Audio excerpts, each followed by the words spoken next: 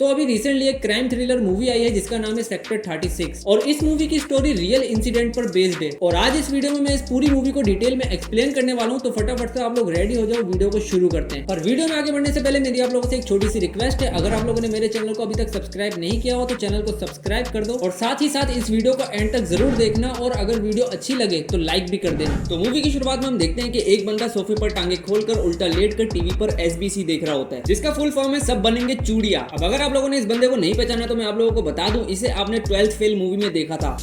तो मैंने सोचा आप लोगों को जनरल नॉलेज के तौर पे बता दूं। अच्छा। तो जब ये टीवी देख लेता है तो वहां से उठ के चला जाता है और चाकू उठा के वॉशरूम में जाता है और उसके बाथरूम में एक लड़की की लाश पड़ी होती है जिसे वो चाकू से करके काटना शुरू कर देता है। फिर उसके अगले सीन में हम देखते हैं कि एक पुलिस ऑफिसर है जो कि बहुत बड़ा रिश्वतखोर है। तो उसके पास पुलिस स्टेशन में इसी लड़की का बाप आता है जिसे हमने बाथरूम में मरा हुआ देखा था। तो इस लड़की का बाप उस इंस्पेक्टर को उसकी बेटी को ढूंढने का कहता है। तो वो इंस्पेक्टर उसके हाथ में कुछ पैसे थमाकर उसे लारा लप्पा देकर चलता करता है। तो जाते वक्त जब वो अपनी बेटी का फोटो वहाँ एक मिसिंग बोर्ड पर लगा रहा होता है तो वहाँ वो मिसिंग बोर्ड पर देखता है कि उधर और भी बहुत सारे बच्चों की फोटो लगी हुई होती है। इससे ये साबित होता है कि जितने भी बच्चे अभी तक गायब हुए हैं उनमें से एक को भी पुलिस वालों ने नहीं ढूंढा। नेक्स्ट सीन में जब बच्चे क्रिकेट खेल रहे होते हैं तो बॉल नाले में गिर जाती है। तो जब एक बच्चा बॉल उठाने जाता है तो उसे उस नाले में एक इंसान का कटा हुआ हाथ मिलता है। फिर थोड़ी देर बाद वहाँ इन्वेस्टिगेशन के लिए पुलिस आती है जो घंटा कुछ इन्वेस्टिगेशन नहीं करते। इन दोनों बेवकूफों को ये लगता है कि ये इंसान का हाथ नहीं है। एक कहता है कि ये लंगूर का हाथ है और दूसरा कहता है कि बंदर का है हाथ। लेकिन इनका इंस्पेक्टर समझ जाता है कि उसने कांस्टेबल नहीं बल्कि गधे पाले हुए हैं। तो पांडे जो इन दोनों नमूनों का बॉस है, जो इनसे भी ज्यादा डेढ़ होशियार है, तो वो क्या करता है, उस बच्चे को हाथ ढूंढने पर 100 रुपए इनाम देकर मामला रफा दफा कर देता है।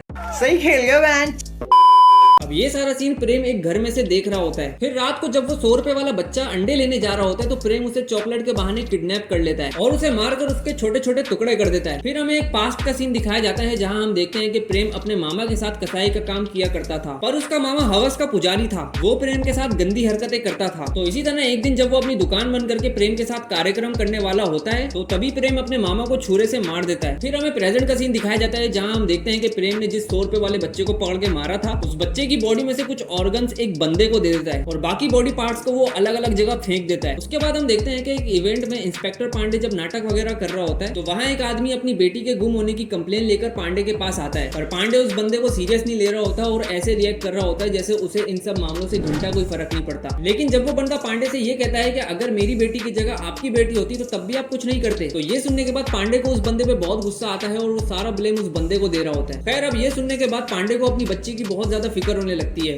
वो अपनी बीवी से पूछता है कि उसकी बेटी कहाँ है, जिसके जवाब में उसकी बीवी कहती है कि वो टॉयलेट गई हुई है। तो जब वो बच्ची झाड़ियों में टॉयलेट कर रही होती है तो वहाँ प्रेम आ जाता है और उसे किडनैप कर लेता है। जहाँ ये सारा इवेंट हो रहा है उस जगह के बाहर एक एम्बुलेंस भी खड़ी हुई होती है जिसमें एक कंपाउंडर होता है जिसको हमने मूवी में पहले भी देखा था और ये बंदा प्रेम के साथ मिला हुआ होता है। इनका प्लान ये था कि प्रेम इस इवेंट में से किसी भी बच्ची को उठाएगा और एम्बुलेंस में डालकर ले जाएगा, बट इनका प्लान बहुत बुरी तरह फेल हो जाता है क्योंकि प्रेम जब उस बच्ची को एम्बुलेंस की तरफ ले जा रहा होता है तो पांडे उसे देख लेता है और प्रेम उस बच्ची को वहीं छोड़कर वहां से भाग जाता है। पांडे उसका पीछा करता है लेकिन वो उसे पकड़ नहीं पाता। अब इस इंसिडेंट के बाद पांडे बहुत ज्यादा सीरियस हो जाता है और वो उस आदमी को पुलिस स्टेशन बुलाता है और उसकी FIR भी लिखता है। फिर पांडे वहीं जाता है जहां झुमकी काम करने जाती थी। वो घर एक अमीर आदमी का होता है जिसका नाम बसी है और प्रेम वहां उसका नौकर है। पांडे उससे झुमकी के बारे में कुछ पूछताछ करता है पर बसी उसे कहता है कि मुझे उसके बारे में कुछ नहीं पता। इतने में वहां झुमकी का बाप आ जाता है और वो पांडे से बसी को अरेस्ट करने का कहता है, पर बसी पांडे को उस बंदे की बेटी की असलियत बता देता है। वो पांडे से ये कहता है कि ये बंदा अपनी बेटी से धंधा करवाता था, जिसको सुनने के बाद पांडे उस आदमी को वहां से मार मार के भगा देता है क्योंकि इस आदमी ने पांडे से झूठ कहा था कि उसकी बेटी इनके यहाँ सेक्रेटरी का काम करती थी। अब इस सब सीन के बाद बसी पांडे के बॉस से उसकी बात कराता है जो पांडे को वहां से जाने का कहता है। अगले दिन पुलिस स्टेशन में पांडे का बॉस उसे बसी को इन सब केसेस से दूर रखने को कहता है क्योंकि बसी उस कमिश्नर का दोस्त है और उसे सब पता है कि बसी क्या कांड कर रहा है। नेक्स्ट सीन में हम देखते हैं कि पुलिस स्टेशन में एक रिक्शे वाला बैठा हुआ होता है जो झुमकी को पिक एंड ड्रॉप की सर्विस प्रोवाइड करता था। तो वहाँ पांडे आता है जिसका इस केस में और काम करने का इरादा नहीं है। तो जब वो उस रिक्शे वाले को उसका फोन दे रहा होता है तो उस फोन को एहतियातन चेक कर लेता है एक बार। तो जब वो फोन की कॉल हिस्ट्री में जाता है तो उसे प्रेम का नाम दिखता है और ये देखने के बाद पांडे को सारा मामला समझ में आ जाता है और वो इस केस को सॉल्व करने के लिए फिर से लग जाता है। फिर उसके बाद वो अपने बॉस के पास आता है और उसे बताता है कि झुमकी के गुम होने के पीछे प्रेम का हाथ है। वो बताता है कि एक दिन जब झुमकी के रिक्शा ड्राइवर ने उसे बसी के घर ड्रॉप किया और जब वो वापस उसे पिक करने आया तो गेट बसी के नौकर प्रेम ने खोला था। उसने रिक्शा ड्राइवर को झुमकी का फोन दिया और कहा कि इसे रेलवे जंक्शन के पास नदी वगैरह में फेंक देना, और अगर कोई पूछे झुमकी कहाँ है तो बता देना कि मैंने उसे रेलवे जंक्शन के पास उतारा था। पर इस रिक्शा ड्राइवर ने लालच में मोबाइल अपने पास रख लिया और उसकी सिम भी चेंज नहीं की। पर ये रिक्शा ड्राइवर इस केस में इन्वॉल्व नहीं है, लेकिन प्रेम का इस पूरे मामले में एक अहम किरदार है। पांडे कमिश्नर से कहता है कि अगर उसे अरेस्ट करेंगे तो मामला सॉल्व हो जाएगा, पर कमिश्नर उसे सस्पेंड कर देता है क्योंकि अगर प्रेम पकड़ा गया तो मालिक यानी कि बसी भी अपने आप पकड़ा जाएगा, और बसी तो कमिश्नर का दोस्त है, इसीलिए वो उसे सस्पेंड कर देता है। सस्पेंड होने के बाद पांडे अपनी सारी एक्सेसरीज को पुलिस स्टेशन में जमा करा देता है। अगले सीन में हम देखते हैं कि पांडे बसी के घर के बाहर छुपकर निगरानी कर रहा होता है। वो देखता है कि घर के बाहर प्रेम उसी कंपाउंडर के साथ हंसी मजाक कर रहा होता है, जो कि पांडे को काफी ज्यादा अजीब लगता है क्योंकि कंपाउंडर का प्रेम के साथ क्या लेना देना। खैर थोड़ी देर बाद वो कंपाउंडर वहां से चला जाता है और प्रेम अपने घर के अंदर चला जाता है, जहां वो बसी के कमरे में जाता है और उधर उसके कमरे में दो लड़कियां मौजूद होती हैं, जिनकी हालत देखकर ये लगता है कि ये किसी गलत मकसद के लिए ही यहाँ पर आई हैं। अब इस चीज से ये साबित होता है कि जो बसी है ये एक नंबर का हरामी और अय्याश इंसान है, जो लड़कियों को अपने घर बुलाता है और उनके साथ मतलब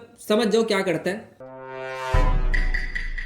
तो बसी अपने कार्यक्रम को एक कैसेट में रिकॉर्ड कर लेता है और प्रेम उसी कैसेट को निकालने आता है, और जब वो कैसेट निकाल रहा होता है तो वो लड़कियों को हसरत से देख रहा होता है और यही सोच रहा होता है कि ओह गॉड एक बार दिला दे। उसके अगले सीन में पांडे और उसका कांस्टेबल एक घर की छत पर बैठकर दारू पी रहे होते हैं। तो पाठक नीचे एक हॉस्पिटल के बाहर उसी कंपाउंडर को देखता है और पांडे से कहता है कि यही वो नेक बंदा था जो आपकी बेटी को उस दिन तुरंत एम्बुलेंस में डालकर हॉस्पिटल लेकर गया था। तो तभी पांडे को रियलाइज होता है कि ये बंदा प्रेम के साथ मिला हुआ है, क्योंकि जिस दिन प्रेम पांडे की बेटी को किडनैप करके ले जा रहा होता है तो उस जगह के बाहर पहले से ही एम्बुलेंस खड़ी हुई होती है और उसका सायरन भी बज रहा होता है। तो पांडे उस कंपाउंडर को किडनैप कर लेता है और उसे एक जगह ले जाता है जहाँ वो उससे अपने स्टाइल में पूछताछ करता है। वो कंपाउंडर पांडे को बता देता है कि इन सब कांड के पीछे प्रेम का हाथ है। फिर अगले दिन पांडे पुलिस स्टेशन आता है जहां कमिश्नर उसके नए बॉस से उसका इंट्रोडक्शन करवाता है। खैर ये इंट्रोडक्शन वगैरह करवाकर कमिश्नर वहां से चला जाता है। अब इनको पता चल चुका है कि उस कंपाउंडर को पांडे ने किडनैप कर लिया है। तो वो श्रवण कुमार पाठक को कॉल करता है जो अभी कंपाउंडर को जिस जगह रखा है वहां पे उसकी निगरानी कर रहा है। कमिश्नर उससे कहता है कि लाइफ में आगे बढ़ना है कि नहीं, मतलब सीधे अल्फाजों में पाठक को उसका साथ देने का बोल रहा है, और ऑब्वियसली पाठक को बंद करनी है पांडे की लटक, तो वो हंसी खुशी मान जाता है। और फिर कमिश्नर कंपाउंडर के किडनैप होने की खबर अपने दोस्त बसी को भी बता देता है, और फिर वो कुछ गुंडों को कंपाउंडर को खत्म करने की सुपारी देता है। उसके बाद हम देखते हैं कि पाठक उस जगह से चला जाता है जहाँ पे कंपाउंडर है, और फिर वहाँ पर बसी के गुंडे आ जाते हैं और उस कंपाउंडर को मार देते हैं। बाद में जब पांडे भूपेन को लेकर उस कंपाउंडर वाली जगह पर आता है तो वहाँ पर वो देखते हैं कि कंपाउंडर तो है ही नहीं। पांडे पाठक को वहाँ बुलाता है और उससे पूछता है कि भाई ये कंपाउंडर कहाँ है, और पाठक ऐसे एक्टिंग करने लग जाता है जैसे उसे कुछ पता ही नहीं है, जबकि इसी ने उन गुंडों को कंपाउंडर की लोकेशन बताई थी। तो पांडे उससे पूछता है कि जब किसी ने इसे उठाया तो तू कहाँ था, जिसके जवाब में पाठक कहता है कि वो खाना खाने गया था। और ये सुनते के साथ पांडे उसे पीटना शुरू कर देता है और कहता है कि अबे एक दिन खाना नहीं खाएगा तो क्या मर जाएगा। खैर पांडे को नहीं पता कि इस सारे कांड के पीछे पाठक का हाथ है, तो वो उसे चमाटे करा के वहां से चला जाता है। अगले सीन में हम देखते हैं कि पांडे और भूपेन पुलिस स्टेशन में प्रेम से पूछताछ कर रहे होते हैं। पांडे प्रेम से झुमकी के बारे में पूछता है, जिसके जवाब में प्रेम चिल होके बताता है कि मैंने उसको मार दिया। अब ये प्रेम इतना ज्यादा चिल इसलिए भी था क्योंकि उसे लग रहा था कि उसका मालिक बसी उसे आराम से छुड़वा लेगा। वो बताता है कि झुमकी उसको अपनी इज्जत नहीं दे रही थी, इसीलिए उसने उसको मार दिया और उसे काट कर दफन कर दिया। इसके अलावा प्रेम ये भी बताता है कि उसने तकरीबन 22-24 बच्चों को मारकर उनकी बॉडी से ऑर्गन्स निकालकर उस कंपाउंडर को बेचे और बाकी बॉडी पार्ट्स में से कुछ को नाले में, गटर में और जमीन में दफन कर देता था। उसके बाद जब भूपेन प्रेम से ये पूछता है कि इन सब मामलों में तुम्हारा मालिक बसी भी शामिल था क्या, तो प्रेम उससे कहता है कि कोई दूसरा सवाल पूछ, इसका जवाब मैं नहीं दूंगा, जिसकी वजह से पांडे उसे जेल में बंद कर देता है। इसके बाद के सीन में हम देखते हैं कि पुलिस प्रेम को लेकर इन्वेस्टिगेशन के लिए एक जगह आई है जहाँ वो उन लाशों को या बॉडी पार्ट्स को ढूंढने आए हैं जिन्हें प्रेम ने मारकर दफन किया हुआ है। पुलिस वहाँ झुमकी समेत उन तमाम बच्चों की हड्डियां ढूंढ लेती है जो गुम हो चुके थे, जिसकी वजह से वो बसी को भी अरेस्ट कर लेते हैं। नेक्स्ट सीन में बसी से मिलने उसका कमिश्नर दोस्त जवाहर आता है, और ऑब्वियसली वो इसीलिए आता है ताकि वो अपने दोस्त बसी को इन सब झमेलों से बाहर निकाल सके। फिर उसके बाद हम देखते हैं कि पांडे प्रेम से मिलने पुलिस स्टेशन आता है। वो प्रेम से पूछता है कि तुम्हारी अपनी फैमिली से बात हुई या नहीं, जिस पर प्रेम कहता है कि कोशिश तो बहुत की थी पर हो नहीं पाई। पांडे प्रेम से पूछता है कि तुम ऑर्गन्स को वहाँ भिजवाते कैसे थे, तो प्रेम कहता है कि वो ऑर्गन्स छोटे लाल यानी कि वो कंपाउंडर कोरियर के थ्रू भिजवाता था, जिस पर पांडे कहता है कि वो तो किडनैप हो चुका है और तुम्हारे पैसे तुम्हारे गांव भी नहीं पहुंचे, जिस पर प्रेम कहता है कि मुझे मेरे गांव जाने दो। वो पांडे के पैर भी पकड़ता है और उसे कहता है कि मुझे जाना होगा, मेरे बीवी बच्चे मेरा इंतजार कर रहे हैं। तो पांडे उससे कहता है कि यहाँ से तो तेरा बाप भी तुझे नहीं ले जा सकता। फिर प्रेम कहता है कि मेरा बाप बसी मुझे यहाँ से निकाल लेगा। तो पांडे कहता है कि बसी ने तो अपना सारा इल्जाम तेरे ऊपर डाल दिया है, उसने तो कह दिया कि मैं तो शहर से बाहर रहता था, मेरे पीछे प्रेम घर में क्या करता था वो मुझे नहीं पता। था। अब ये सुनने के बाद प्रेम को समझ में आ जाता है कि उसके बाप ने उसे धोखा दे दिया है। तो वो पांडे को एक कैसेट का नाम बताता है जो कि उसके गांव में उसके घर में है। तो उस कैसेट को लेने पांडे प्रेम के घर जा रहा होता है। तो जब वो बस स्टेशन में खड़ा हुआ होता है तो वहाँ पाठक आता है और उसे लैपटॉप और चार्जर देता है और साथ ही साथ वो पांडे को ये भी कहता है कि आप मत जाओ, मुझे बहुत अजीब लग रहा है। पर पांडे फिर भी चला जाता है। तो जब वो प्रेम के घर पहुंचता है तो प्रेम की बीवी पांडे को एक कैसेट देती है जिस पर लिखा हुआ होता है सदाबहार तराने। उस कैसेट में बसी और प्रेम के सारे कारनामे थे जिससे बसी को सजा दिलवाई जा सकती थी। खैर फिर वो उस कैसेट को देखने के बाद प्रेम के घर से चला जाता है और फिर रोड की तरफ खड़े होकर बस का इंतजार कर रहा होता है। तो वहाँ एक गाड़ी आती है जिसमें वही गुंडे होते हैं जिन्होंने उस कंपाउंडर को मारा था। तो पांडे उनसे लिफ्ट ले लेता है। तो जब पांडे गाड़ी में बैठे उनसे बातचीत कर रहा होता है तो वो उनसे पूछता है कि आप लोग किधर जा रहे हो। वो बताते हैं कि हम काफी देर से एक पता ढूंढ रहे हैं पर वो अभी तक मिल नहीं रहा। तो पांडे कहता है कि क्या मैं आपकी मदद कर सकता हूँ, अगर कोई पता वगैरह है तो आपके पास। वो पांडे को पते के तौर पर उसी की फोटो दिखाते हैं। अब ये देखते ही पांडे को कुछ रियलाइज होता है कि उससे पहले ही उन गुंडों ने उसे मार दिया। उसके बाद के सीन में हम देखते हैं कि पुलिस स्टेशन में टीवी पर न्यूज आ रही होती है कि बसी को रिहा कर दिया गया है और उधर ही हम देखते हैं कि सब इंस्पेक्टर की जगह पर पाठक आ चुका है जो कि अपने दोस्त के साथ काफी ज्यादा बुरे तरीके से बात कर रहा होता है। अब इस सीन को देखने के बाद ये समझ में आ रहा है कि जब पांडे प्रेम के गांव गया था तो उसकी लोकेशन इसी ने बसी के गुंडों को बताई थी और बदले में इसे कमिश्नर ने कांस्टेबल की पोस्ट से उठाकर सब इंस्पेक्टर की कुर्सी पर बिठा दिया। और फिर हम देखते हैं कि अब पांडे की फोटो उस मिसिंग बोर्ड पर लगी हुई है। फिर उसके बाद हम देखते हैं कि जो दूसरा कांस्टेबल था जिससे पाठक अकड़ के बात कर रहा था वो अपने घर में बैठकर न्यूज़पेपर पढ़ रहा होता है जिसमें ये लिखा हुआ होता है कि वो गुंडे पकड़े जा चुके हैं जिन पे शक था कि पांडे इनकी वजह से गायब हुआ है। इसी दौरान उसके घर का दरवाजा कोई नॉक करता है और जब वो दरवाजा खोलता है तो उसे वहाँ कोई नजर नहीं आता, पर नीचे एक पार्सल पड़ा होता है जिसको खोलने पर उसे उसमें से एक कैसेट मिलती है जिस पर लिखा हुआ होता है और भी सदाबहार तराने। अब ये किसने भेजा ये तो नहीं दिखाया गया, पर हो सकता है कि इस मूवी का सेकंड पार्ट है और उसमें हमें दिखाया जाए कि आखिर ये बंदा कौन है। खैर इस सीन के बाद ये मूवी खत्म हो जाती है। तो आई होप आप लोगों को ये वीडियो अच्छी लगी होगी। अगर अच्छी लगी तो इस वीडियो को कर दो लाइक, चैनल को कर दो सब्सक्राइब। मैं मिलता हूँ आप लोगों से नेक्स्ट वीडियो में। Thank you so much for watching. Bye bye.